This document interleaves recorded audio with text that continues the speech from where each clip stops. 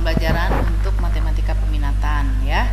Ibu harap kalian sudah siap apa yang akan kita pelajari hari ini. Mudah-mudahan kalian juga sehat semua ya, dan apa yang ibu sampaikan bisa kalian tangkap.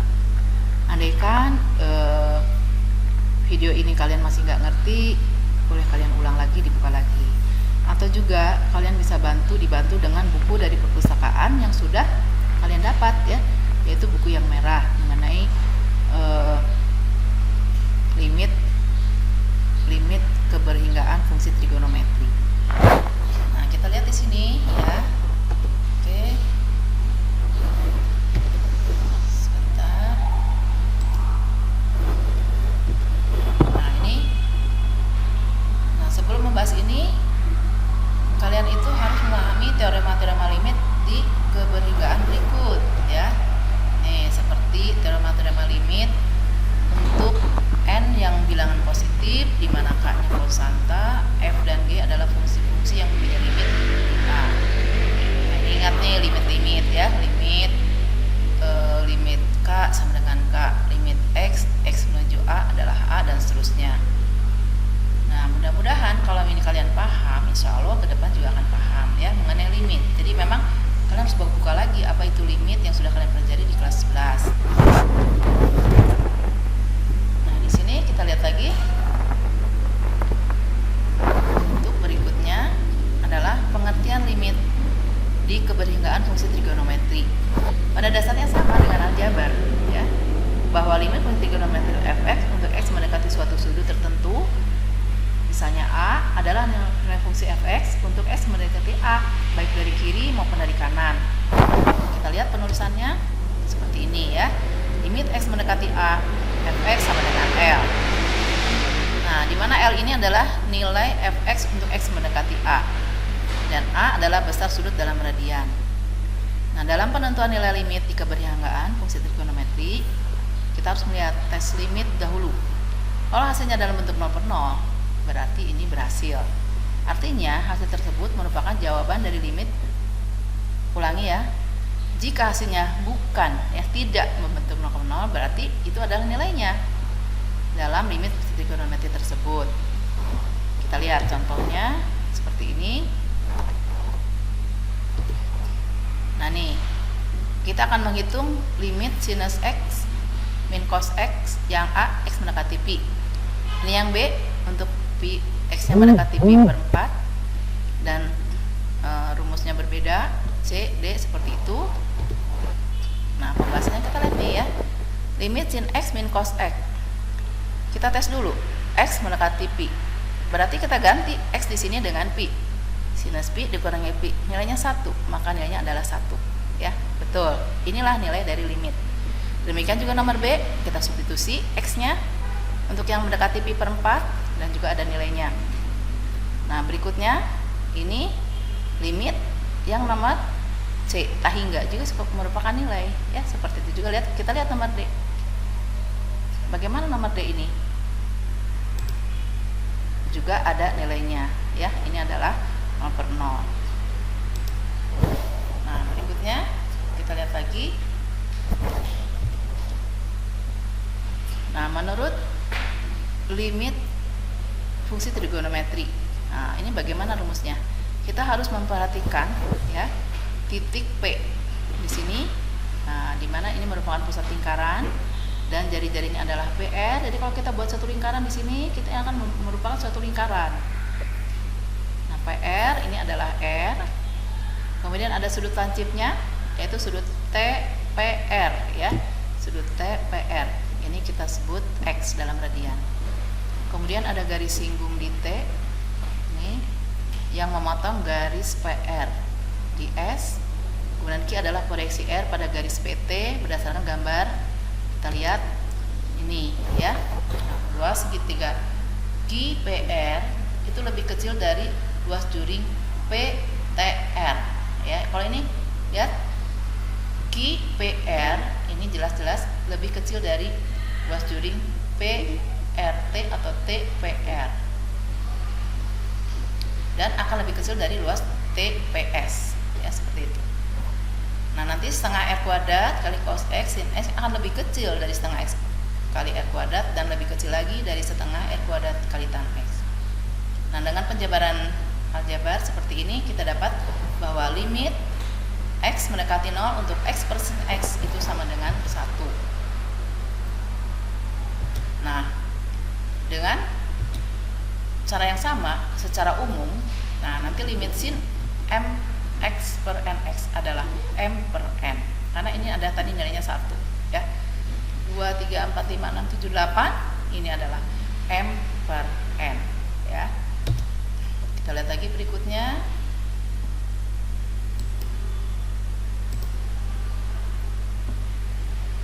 Ulang lagi sebentar.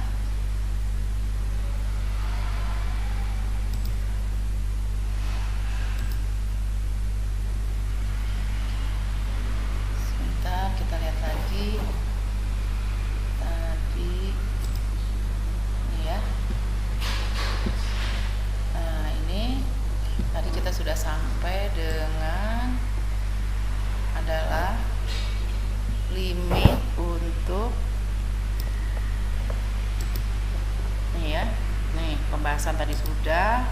Oke, ini sudah. Akhirnya kita mendapatkan rumus ini. Nah, ini menentukan limit fungsi trigonometri yang mengandung sinus dan tangen. Memang di sini kalau menghitung limit itu kalian harus paham juga bagaimana rumus-rumus untuk fungsi-fungsi trigonometri, ya. Oke, kita ulang lagi ini. Maaf nih, ada yang nggak pencet juga. Kita lanjutkan, tadi sudah sampai. Oke ya, contoh pembahasan sudah, sampai melihat lagi. Oke, untuk rumusnya kita sudah dapatkan, sehingga didapatlah rumus untuk keseluruhan seperti ini ya. Nah, ini untuk tadi dikatakan untuk trigonometri yang mengandung sinus dan tangen. Nah, ini tangen 5x per 3x, limit tangen pangkat 3 5x, dan sinus nomor C. Oke. Nah, di sini kita lihat ya, seperti ini. Jadi kamu lihat, kalau tangan itu tinggal melihat ininya aja, 5 per 3. Nah, ya, penjabarannya adalah ada. Jadi secara keseluruhan, nih, seperti ini ya. Nih, tunjuknya seperti ini. Oke, kita lanjutkan lagi. Dan untuk tangan tadi ya, kita jabarkan sehingga kita dapatkan 5 per 2. Nah, ini harus 1 per 1. Silahkan nanti kamu lihat lagi ya. Oke, nanti kalau tidak mengerti boleh nanti japri lewat HP Ibu ya.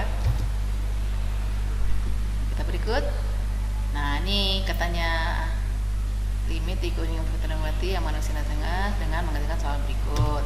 Ini tentukan nilai ini tadi ya. Limit trigonometri ini silahkan nanti kalian kerjakan. Kemudian menentukan nilai limit-limit fungsi trigonometri yang mengandung kosinus, sinus, dan tangen. Ada dari L'Hopital. Dari L'Hopital itu menggunakan turunan. Jadi kalau hasilnya 0 per 0 atau tahingga per tahingga, cara mengerjakannya itu kamu turunkan ya. Turunkan untuk fx dan turunkan untuk dx. Kalau ternyata masih 0 per 0, lakukan lagi turunan sehingga didapatlah suatu nilai. Ya, itu namanya dalil L'Hopital. Kemudian lagi, bagaimana mencermati penentuan nilai limit fungsi trigonometri model B nih ya. Seperti ini. Nih, pembahasannya ada di sini. Oke ya. Sebentar. Ini lihat. Limit 1 min cos 2x per 1 min cos 4x. Kita ganti dulu x-nya dengan 0 per 0. Nah, ini bukan nilainya. Maka kita gunakan rumus-rumus. Untuk cos 2x ada 1 min 2 sin kuadrat x, ada 1 min cos 2x, dan ini salah satu boleh diambil. Kita sesuaikan dengan di atas. Kita mengambil yang ini ya. Yang satunya adalah ini, cos 2x-nya mengambil yang sin kuadrat. Ini 1 min 2 sin kuadrat sama yang bawahnya juga.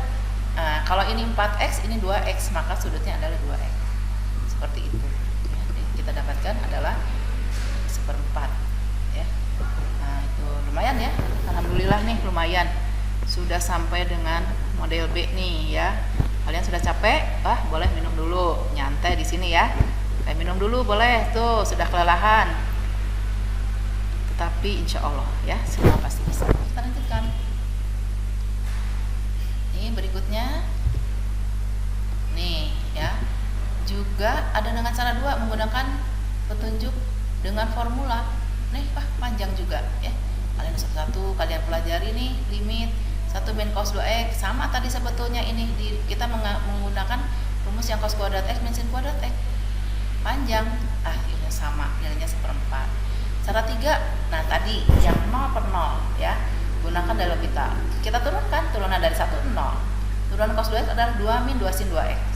Ini juga 0 yang bawah. Jadi masing-masing pembilang-pembilang kamu turunkan, penyebut juga kamu turunkan, seperti itu. Akhirnya sama 1/4. Dari ketiga cara ini silahkan ya, kalian mana yang menurut kalian itu lebih mudah. Nah, kemudian lagi ini kita lihat limit yang berikutnya. Nah, ini ada beberapa pembahasan ya, ini harus satu persatu juga. Lihat, kalau memang kalian paham dengan rumus-rumus, insya Allah itu kalian bisa seperti itu ya. Ini kenapa sih A per 2 ini dari mana? 2 sin kuadrat A per 2x. Ingat tadi rumus yang tadi, bahwa cos 2x adalah bisa diganti dengan 1 min 2 sin kuadrat x. Cos 2x, nah ini 2 nya jadi 1. Kalau A, nah maka ini A dibagi 2 gitu ya. Ya nanti lihat lagi yang tadi. Siap ya? Oke. Bukan.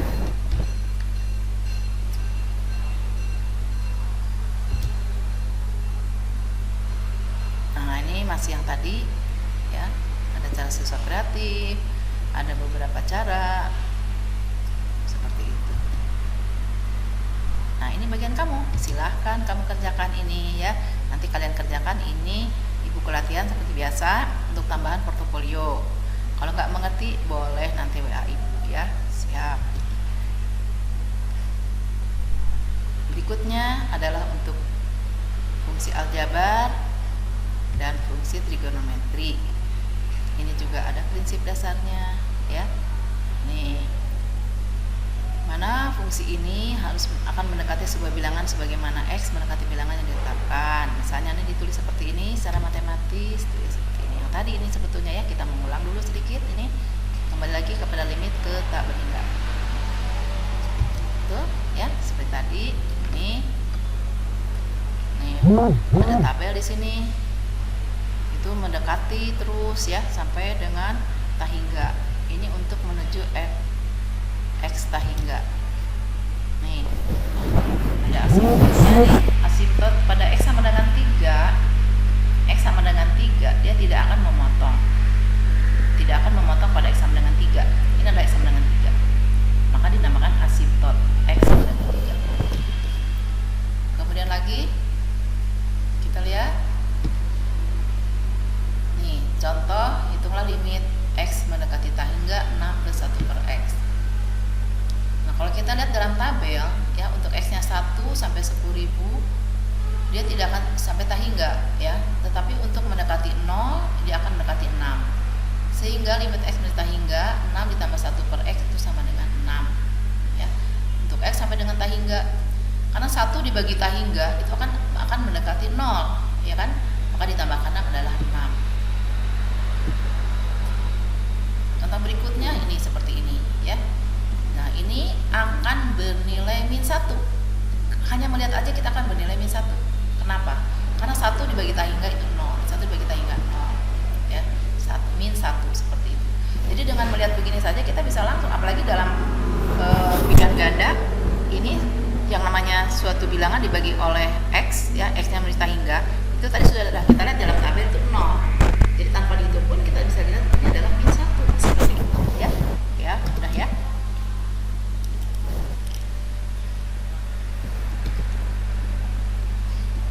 Nah, bagaimana untuk fungsi rasional? Nih, seperti ini ya. Kita lihat. Nih, fungsi rasional. Ini di atasnya adalah ada pangkat, di sini juga pangkat. Ini juga sama. Ini secara praktisnya itu kita lihat dalam menuju tahingga itu pangkat tertinggi. Kita lihatnya pangkat tertinggi. Nih, ya. Pangkat tertinggi kan X kuadrat, ya. Jadi kamu bagi saja depannya. Kenapa? Karena nanti semua akan dibagi oleh X kuadrat. Bilangan yang dibagi oleh tahingga itu 0. Jadi kamu lihat 3 bagi 2 setengah. Ini 4 bagi 1 4. Tuh, ya, seperti itu. Lebih mudah. Walaupun dengan penjabaran hasilnya sama. Nah, ini ya bagaimana yang bentuk akar. Nah, ini juga sama nih. Kalau dipangkatkan kan X yang paling pangkat 3 nih ya. 3 pangkat 3 27. X pangkat 3 1. Maka nanti kita dapat nomor A 27 nilainya gitu ya. Sama dengan yang lainnya. Nah, kalau yang ada akar begini itu nanti limitnya dikalikan, ya dikalikan dengan bilangan yang dirasionalkan. Seperti itu, oke.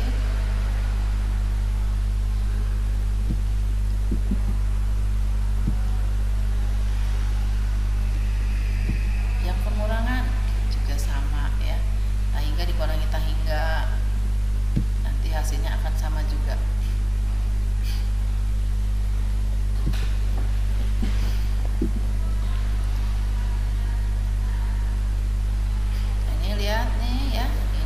Irasional nih, ini harus dikalikan nantinya, dikalikan dengan kawan dari akar 3 X min 3 min akar 4 X min 1. Ini kawannya tandanya dirubah plus ya, jadi dikalikan secara aljabar biasa, akhirnya mendapatkan nilai min tahingga. Nah, ini nomor B nya 0 ya, dan ini adalah tahingga. Nah, apa kesimpulannya? Nah, di sini ya, untuk nilai akar A min akar C kalau lebih kecil 0 itu nilainya min tahingga. Kalau sama dengan 0 nilainya 0. Kalau misalnya lebih besar dari 0 maka dia positif ya. Jadi ini yang dilihatnya akar A nya. Akar A nih seperti ini. Ini kan akar 9 dengan akar 9 sama ya, itu nilainya 0. Ini lihat akar 5 lebih besar dari akar 3 maka dia positif tahingga. Sekali lagi, kalau akar A-nya ini di depan ini ya lebih kecil nilainya min tahingga, lebih besar nilainya positif. Positif itu tahingganya. Nah, kalau sama nilainya adalah 0.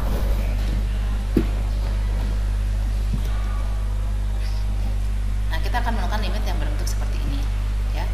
Ini lihat nih, AX, BX, CX, PX kuadrat ini dalam bentuk kuadrat, sama-sama bentuk kuadrat ya. Nah, ini hitunglah limit seperti ini, kita lihat nih seperti biasa nih dikalikan seperti tadi pembelajarannya ya. Nah, kalau kita lihat tadi kan ini 2, ini akar 4 lebih kecil, akhirnya min tahingga ya. Kemudian B nya ini hasilnya adalah min 3/4. Ini harus kamu baca satu-satu perlahan-lahan ya. Kalau ibu terangkan di sini terlalu lama nih. Insya Allah kalian pasti bisa. Wah, kelas 12 gitu loh. Kelas 12 itu sudah bisa mencerna ya apa yang disajikan. Tapi kalau memang rumit, boleh tanya sama ibu. Ini nomor C hasilnya tahingga. Nah, kita lihat kesimpulannya nih ya.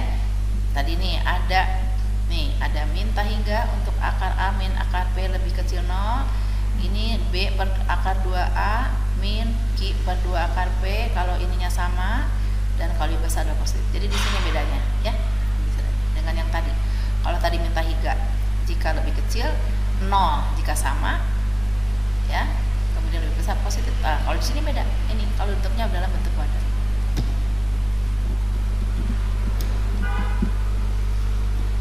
Kita lihat nilai variabel apabila nilai fungsi ditetapkan. Nih ya, tentukan nilai A dan B. Jika nilai dari semuanya adalah 1. Nah, ini kita lihat satu persatu ya. Silahkan kamu pelajari lagi yang B-nya seperti ini. Ya, ini namanya kreatif pembelajaran. Kalian pun harus ikut mempelajari. Oh, ini teh kenapa ini kok jadi begini? Ah, kamu tulis ke atas, Bu, saya tidak mengerti, Bu. Oke, nanti ditanyakan. Sip ya. Nah, ini adalah tugas kamu mengerjakan soal-soal ini. Nih ya, silakan nanti dilihat, salin ke apa itu, disalin ke buku ya, buku yang untuk portofolio. Nah, kita pelajari lagi lah, ada asimtot datar dan asimtot miring ini maksudnya ya. Ada asimtot datar, ada asimtot tegak. Nah, ini definisi asimtot datar pada fungsi aljabar.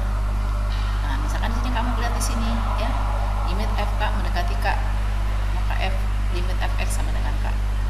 Kemudian ada limit fx tak hingga, dan duanya limit fx menuju plus minus tak hingga. Ini contohnya nih, yang tegak, asimtot tegak ya. Ini asimtot datar limit 2 per x min 5. Akhirnya asimtot tegaknya pada x sama dengan 5 ya, dia tegak. Kemudian ini juga bagian kamu nih ya, soal ini silahkan kamu tentukan asimtot tegak dan asimtot yang ditentukan dari fungsi fx sama dengan x min 5 per akar x kuadrat min 3x plus 2. Nah, bagaimana ini soal-soal uji pemahaman dikerjakan pada buku tulis. Jangan lupa khusus matematika penelitian hasilnya difoto dan diupload ke Edmodo. Tetapi kalau kuis yang ribut tidak usah diupload ya, tapi langsung aja, langsung kalian kerjakan maksudnya ya. Ya seperti yang biasa yang pada matematika wajib. Oke, itu ya. Nah, selamat belajar. Alhamdulillah, Ibu yakin kalian pasti bisa. Oke? Ya, bisa dan bisa. Ya, matematika itu mudah. Tergantung dari kita. Kita berniat belajar, insya Allah pasti bisa. Itu saja dari Ibu. Jangan lupa nanti kuis